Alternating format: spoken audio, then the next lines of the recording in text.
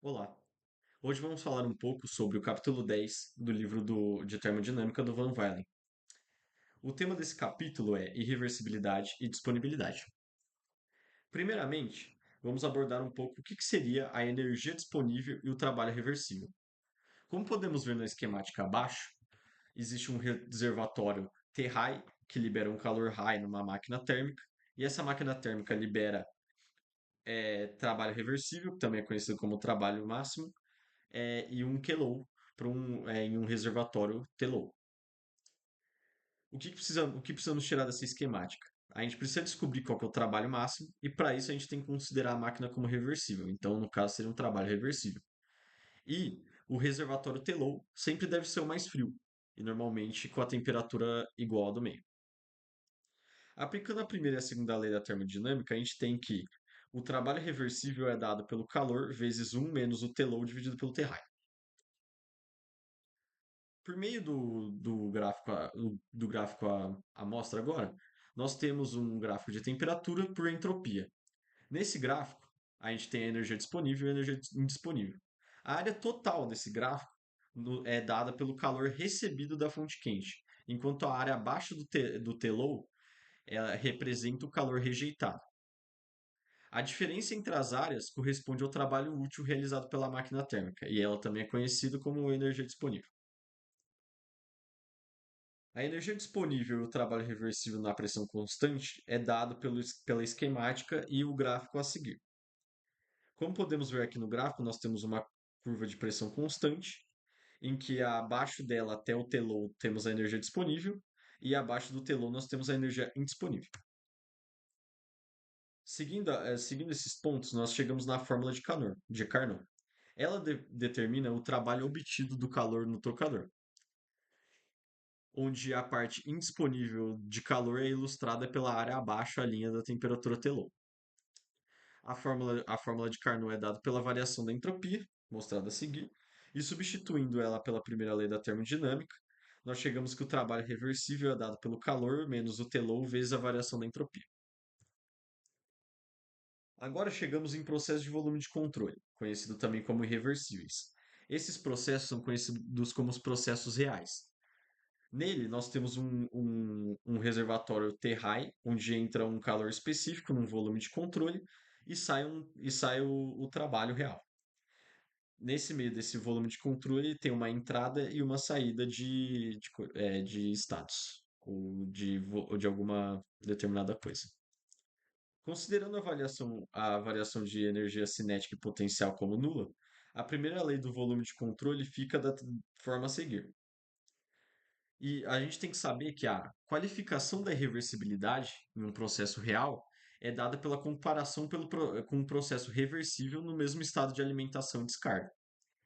A irreversibilidade dessa forma gera um termo adicional negativo na segunda lei da termodinâmica, que no caso é dado para nós como o Quelow reversível dividido pelo Tellow. Continuando o desenvolvimento das fórmulas, nós chegamos no trabalho reversível. Nosso trabalho reversível agora é dado por Tellow vezes a entropia de saída menos a entropia de entrada, menos a entalpia de saída menos a entalpia de entrada, mais o calor específico vezes um menos o Tellow sobre o T-high. Essa expressão é conhecida também como o trabalho máximo, né? E ela estabelece o limite superior teórico de trabalho por unidade de massa. Irreversibilidade. A irreversibilidade é dada para nós como o trabalho reversível menos o trabalho real. E seguindo o desenvolvimento das fórmulas anteriores, nós chegamos na fórmula final dada aqui embaixo. Nesse ponto já é interessante descobrirmos o que exatamente seria a irreversibilidade. Ela é a impossibilidade de um processo voltar exatamente ao seu estado inicial sem interferência externa. Isso acontece porque, ao longo do processo, sempre há perda de energia na forma de calor, atrito, vibração ou etc. Agora nós vamos para a análise em sistemas. Na esquemática, a gente tem um sistema que recebe um calor de 1 para 2 dado pelo reservatório Terrae, onde esses estados 1 para 2 são diferentes do outro. O estado 1 é diferente do estado 2. E dessa forma ele realiza uma quantidade de trabalho que é dada de 1 para 2 também. Lembrando que esse é um processo real. ou seja, irreversível. Adotando a energia potencial e a energia cinética como nulas, nós temos que o calor de 1 para 2 é dado pela energia interna de 2 menos a energia interna de 1, mais o trabalho de 1 para 2. Esse processo real é irreversível, dado pela forma a seguir. Comparando o processo real e irreversível, nós chegamos que o trabalho reversível de 1 para 2 é dado por Telou vezes a entropia 2 menos a entropia 1, menos a energia interna 2 menos a energia interna 1, mais o calor de 1 para 2 vezes 1 menos Telou sobre Terraia. A irreversibilidade é dada de um estado 1 para 2 é dada pela fórmula a irreversibilidade de 1 para 2 é igual ao trabalho reversível de 1 para 2 menos o trabalho real de 1 para 2. É, expressando essa fórmula combinando com as equações anteriores, nós temos que o Telou vezes a variação de entropia do líquido real é igual à irreversibilidade de 1 para 2, que também é igual ao Telou vezes a entropia gerada de 1 para 2. Por fim, a gente vai fazer uma breve análise na região uniforme. Na região uniforme, ainda se é nulo a energia cinética e potencial, e agora se é adicionado ao trabalho reversível os termos de entropia e entalpia, como mostrado abaixo. Por fim, a irreversibilidade no regime uniforme é dado por trabalho reversível menos trabalho reversível no volume de controle menos o trabalho real no volume de controle. Combinando as equações mostradas anteriormente, a gente chega nessa última fórmula de reversibilidade para regime uniforme. Agora vamos resolver um exercício sobre irreversibilidade. O exercício que escolhemos foi o 10.45. Seu enunciado é: o compressor de um turboalimentador automotivo mostrado na figura é alimentado com ar a 30 graus Celsius e 100 kPa, e a pressão na seção de saída do compressor é igual a 170 kPa. A temperatura do ar é diminuída num resfriador intermediário em 50 graus Celsius, e o ar é então enviado para o motor. Sabendo que a eficiência isentrópica do compressor é igual a 75%, determine a temperatura do ar na seção de saída do resfriador e a irreversibilidade associada ao processo de compressão-resfriamento. Bom, primeiramente, a gente vai adotar que o ar é um gás perfeito, em que seu Cp é igual a 1,004 kJ por quilograma Kelvin, seu K é 1,4 e seu R é 0,287 kJ por quilograma Kelvin. Primeiramente, a gente precisa analisar o compressor para chegar na temperatura 2. Analisando o compressor, a gente sabe que o ponto 1, que é o ponto de entrada, que está bem aqui, e o ponto 2 é o ponto de saída. Portanto, a temperatura 1 é 30 graus Celsius, que é 303,2 Kelvin, e a pressão 1 é 100 kPa. E dali a gente sabe pelo enunciado que ele sai para uma pressão 2 de 170 kPa. Primeiramente, a gente tem que usar a fórmula de Carnot para gás ideal, onde, como a gente já sabe, né, a gente precisa trabalhar primeiro com um processo reversível, então é um processo reversível, adiabático e isentrópico. Portanto, a temperatura 2 reversível é dado por a temperatura 1 vezes a pressão 2 dividido pela pressão 1 elevado ao K menos 1 dividido por K. O K menos 1 dividido por K, a gente chega no resultado de 0,286. E dessa forma, substituindo na nossa fórmula, nós temos que a temperatura 2 do processo reversível é igual a 352,9 Kelvin. Dessa forma, agora a gente vai descobrir qual que é o trabalho para o gás ideal. No caso, é o trabalho no processo reversível, né? O trabalho no processo reversível é dado por Cp vezes a temperatura 1 menos a temperatura 2 no processo reversível. Dessa forma, a gente substituindo aqui, chegamos no resultado do trabalho reversível sendo menos 49,9 kJ por quilograma. Agora vamos adotar o processo como um processo real. Dessa forma, o trabalho real é dado pelo trabalho reversível dividido pelo rendimento reversível. No caso, seria o rendimento isentrópico. Dessa forma, a gente vai chegar que o trabalho real é igual a menos 66,5 kJ por quilograma.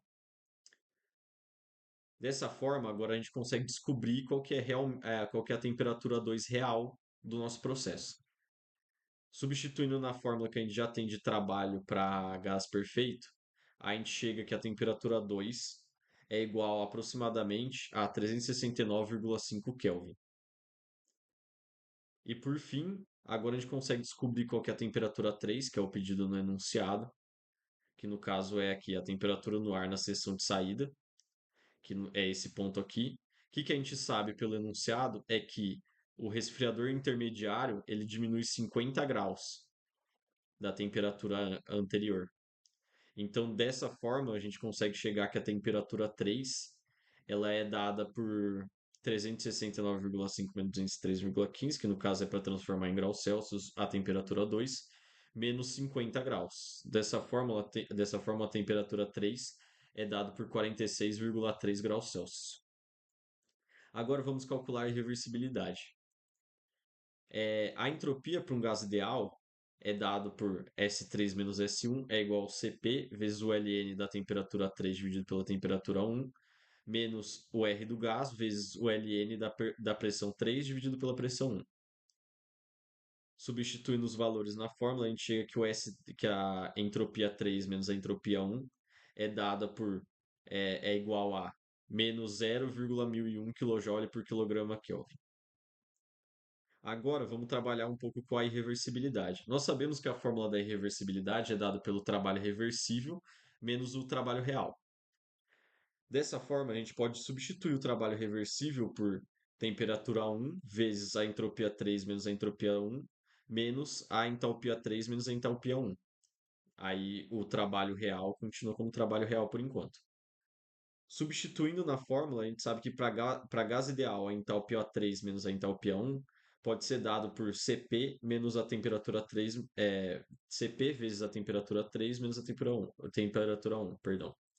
E o trabalho real pode ser dado por Cp vezes a temperatura 1 menos a temperatura 2. Substituindo os valores na fórmula, a gente chega, né, no caso, à conclusão que a irreversibilidade é igual a 19,4 kJ por quilograma.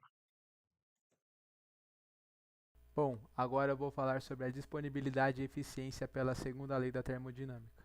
O livro começa esse tópico abordando uma pergunta: qual é o máximo trabalho reversível que pode ser realizado por uma dada massa que está num certo estado? E qual é o estado final que tornará máximo o trabalho reversível? Para que a gente possa responder essa pergunta, foi feita uma análise que para que o trabalho reversível seja máximo, o estado final do sistema deve ser aquele em que ele está em equilíbrio com o meio ambiente. Isso implica que o sistema deve estar em equilíbrio de maneira térmica, de maneira mecânica e de maneira química. Ele vai estar em equilíbrio de maneira térmica quando a condição dele estiver com a mesma temperatura do meio. Ele vai estar em equilíbrio de maneira mecânica quando ele estiver com a mesma pressão do meio. Ele vai estar em equilíbrio de maneira química quando a ausência da reação química com a ausência da reação química espontânea, no caso. Agora eu vou abordar o termo da parte da exergia, que ela explica um pouco melhor isso. O máximo trabalho reversível que pode ser realizado por uma dada massa em um determinado estado é conhecido como exergia. A exergia representa a quantidade de massa de trabalho útil que pode ser obtida quando o sistema evolui de um estado inicial até um estado de equilíbrio com o meio ambiente, por meio de processos reversíveis. Essa fórmula apresenta uma apresentação da exergia, onde dá para perceber que ela depende de alguns fatores como entalpia, a parte da cinemática, potencial gravitacional e até a parte de calor, da entropia. A exergia em trabalho reversível máximo. Deve-se adotar algumas condições no estado final, igual já tinha dito, que deve estar em equilíbrio térmico, em equilíbrio mecânico e em equilíbrio químico. E condições para o estado final. Na exergia física, relacionada às propriedades termodinâmicas do sistema, exergia cinética associada ao movimento do sistema, e a exergia potencial relacionada à posição do sistema em um campo gravitacional. Agora a gente vai falar um pouco sobre a parte da taxa de irreversibilidade que ocorre nos processos. A taxa de irreversibilidade ocorre quando há múltiplos escoamentos e transferências de calor entre reservatórios com temperaturas distintas. A maneira como a gente estava calculando antes a parte de reversibilidade, a gente adotava escoamentos uniformes e iguais para o sistema.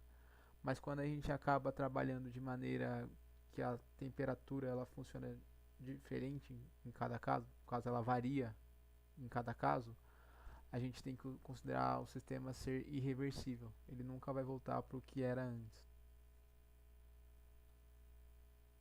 A disponibilidade e trabalho reversível. Voltando para a parte da reversibilidade agora, é o máximo trabalho reversível que um sistema pode realizar, subtraindo o trabalho realizado contra o meio. Ele é expresso por esta fórmula. Agora, quando a gente tem a disponibilidade de trabalho reversível, mas a gente não tem a parte de qualquer transferência de calor, a gente consegue calcular a exergia dessa maneira.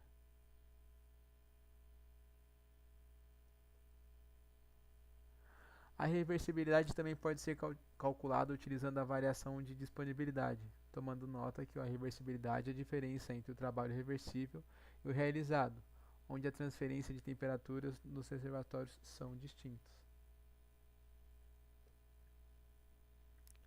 Exergia relacionada ao rendimento de trabalho.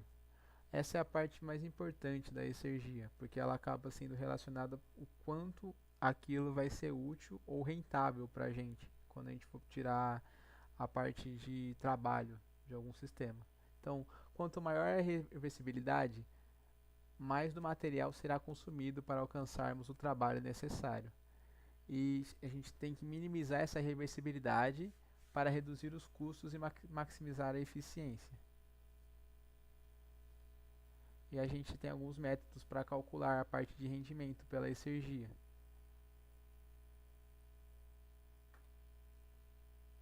Agora eu trouxe um exercício para fazer sobre essa parte de exergia, pelo menos o princípio. É o exercício do Van Valley, exercício do capítulo 10, exercício 62. O trocador de calor, mostrado na figura abaixo, é alimentado com água líquida saturada a 200 kPa. O escoamento de água no trocador não apresenta perda de carga e a transferência de calor para a água é realizada através de uma bomba de calor reversível que opera no ambiente onde a temperatura é igual a 17 graus centígrados. A vazão de água é de 0,033 kg por segundo e todo o processo é reversível. Sabendo que a potência do acionamento da bomba é de 40 kW, determine a temperatura na seção de saída do trocador e o aumento da disponibilidade de água. Bom, aqui a gente consegue alguns dados com relação ao que está escrito no texto. A gente sabe que no estado inicial ela está em estado de água líquida saturada. A vazão máxima dela é de 0,033 kg por segundo. A potência que ela tem de entrada é de 40 kW. A sua pressão no estado 1 é de 200 kPa.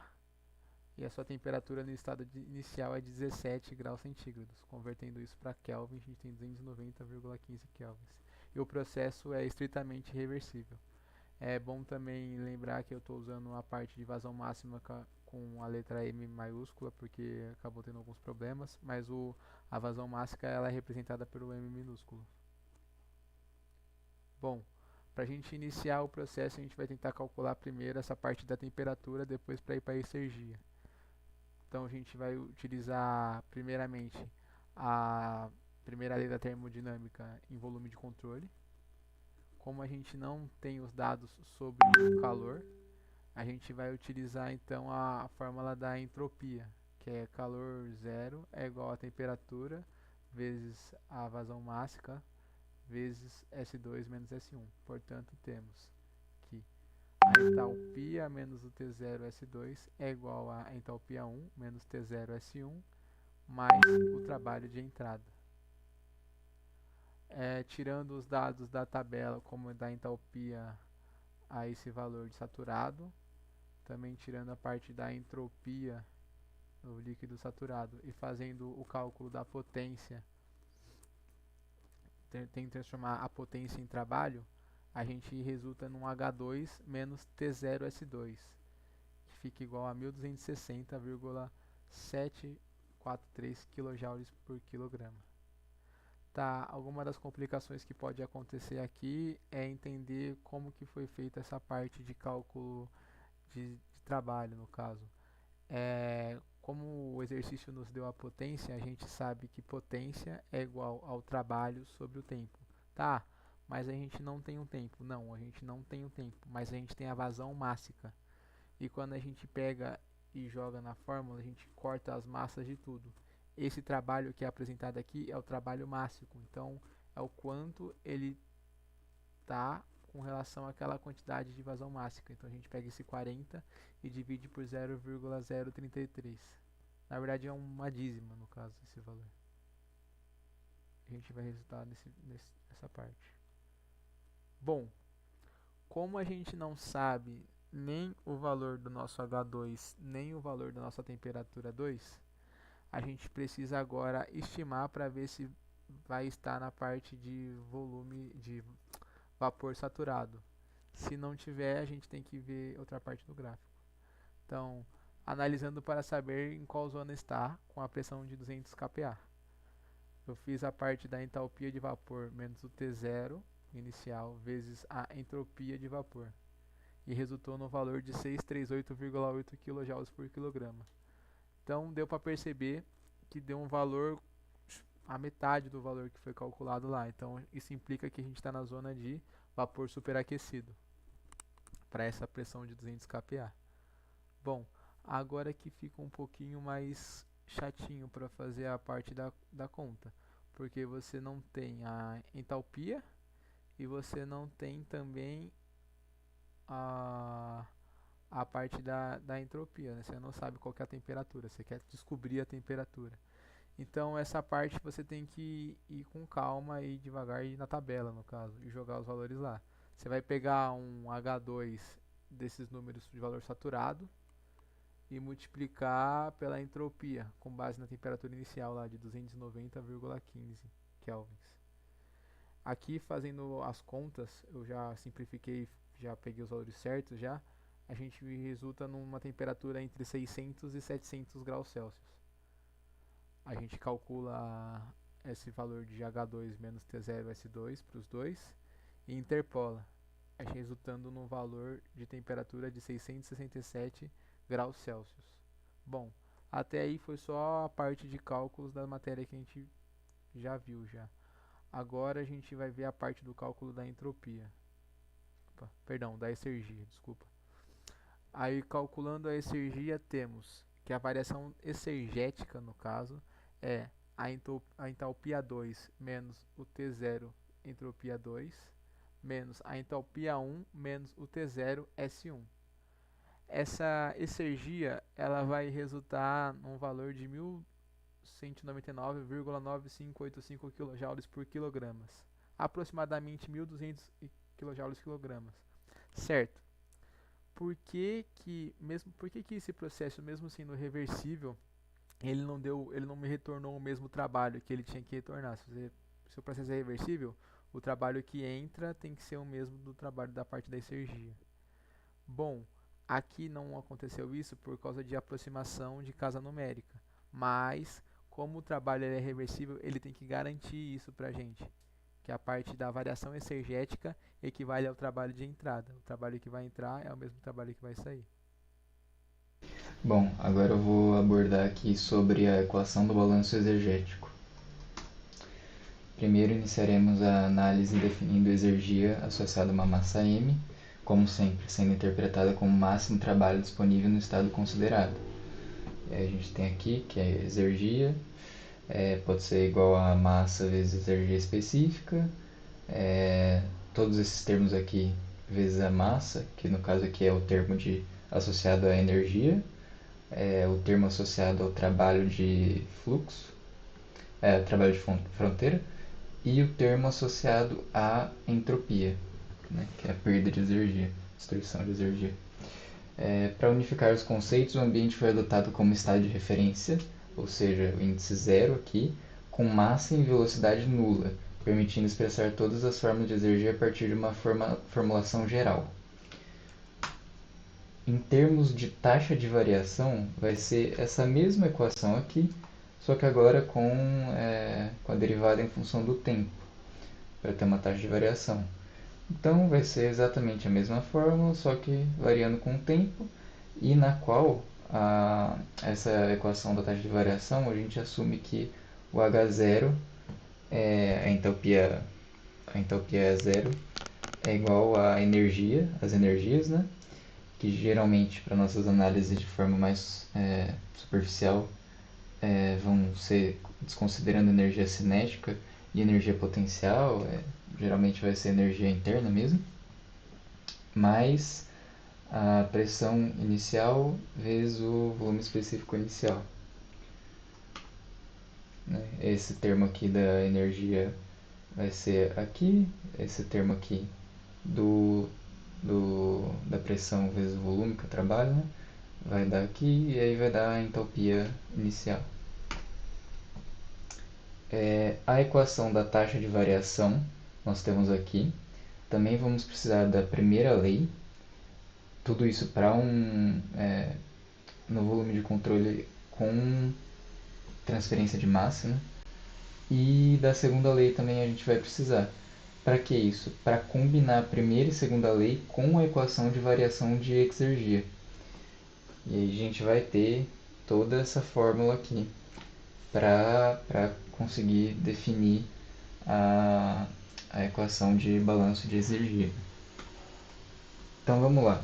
Primeiro a parcela da primeira lei aqui, que vai ser a massa vezes a energia, o termo da massa vezes a energia em variação do tempo. Na equação da variação de energia temos aqui e também temos na primeira lei. Aí aqui embaixo a gente substitui na fórmula e também tem a parte da equação da taxa de variação de energia, que ela continua igual, não substitui por nada. Também tem a parcela da segunda lei, que é referente à entropia, que é a derivada aqui da massa, derivada da massa vezes a entropia específica, dividido pela derivada do tempo. E aí a gente substitui aqui embaixo, vai dar tudo isso. E também tem a equação da variação de energia, que vai ser toda essa parcela que a gente não substitui por nada, ela se conserva.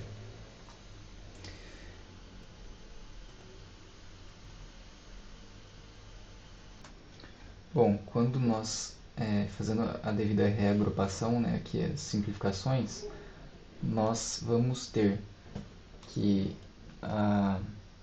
todos esses termos aqui vão entrar em evidência, né, do calor, esse daqui do calor também da parte da entropia, tudo isso daqui vai entrar em evidência, e aí vai ficar aqui, esse daqui é o termo referente à transferência de calor na temperatura, também a transferência para o trabalho de eixo da fronteira, a gente vai colocar o trabalho de eixo, aqui o trabalho no volume de controle é negativo, mais o trabalho de eixo, que está aqui, e também tem a transferência pelo escoamento, que é essa parte aqui embaixo, e a taxa de destruição de exergia, a taxa de destruição de exergia, que é esse termo menos T0, entropia gerada, né? Que é essa parte aqui. Abordando um pouco melhor a parte da exergia específica aplicável ao escoamento, a gente pode perceber que ela é basicamente a entalpia total de entrada menos a entalpia inicial, né, a entalpia índice zero, menos a temperatura vezes a temperatura inicial vezes as entropias, né, de entrada e a inicial. E basicamente vai ser essa entalpia aqui menos esse termo de entalpia aqui e aqui, né? Menos a temperatura vezes as entropias vezes a massa de entrada menos a massa de saída. E Aqui, basicamente, a gente também vai cortar esses termos, né? Vamos cortar os termos da energia cinética e da energia potencial gravitacional. Bom, agora eu vou resolver um exercício para a gente conseguir fixar melhor esse conceito de exergia, né? De balanço de exergia. Aqui a figura fornece duas opções para a geração de água quente em um regime permanente. Na primeira opção, na opção A, obtém-se a água quente por meio de calor residual industrial fornecido a uma temperatura de 500 Kelvin. Ou seja, esse calor aqui que está entrando é residual de um outro processo. Já na segunda, a água quente é obtida por meio de uma resistência elétrica, como a gente pode ver aqui. As eficiências energéticas para o ambiente de referência a 20 graus Celsius. Então, a referência é 20 graus para ambos. A temperatura de saída também é 95 graus para ambos.